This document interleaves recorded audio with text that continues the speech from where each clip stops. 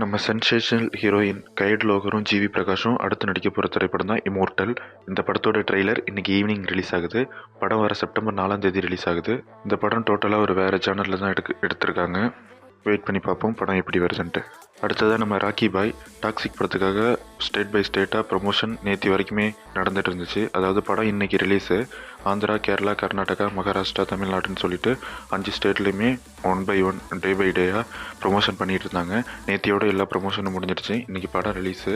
என்ன மாதிரி பர்ஃபார்மன்ஸை கொடுக்க போகுதுங்கிறத நம்ம வெயிட் பண்ணி பார்ப்போம். நம்ம சூரிய அவர்களோட மண்டாடி திரைப்படத்தோட டீசர் இன்னைக்கு ரிலீஸ் ஆயிருக்கு. ஆக்சுவலாக விடுதலை பார்ட் 2, மாமன், கருடன் சொல்லிட்டு தொடர்ந்து பிளாக் பஸ்டராக கொடுத்துருந்தோம் நம்ம சூரி.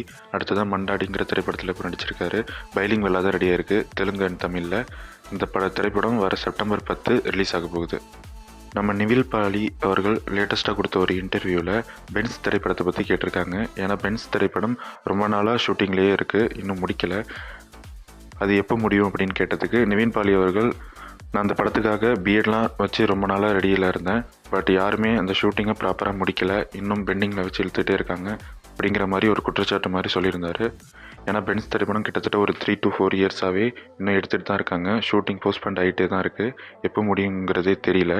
வெயிட் பண்ணி பார்ப்போம்.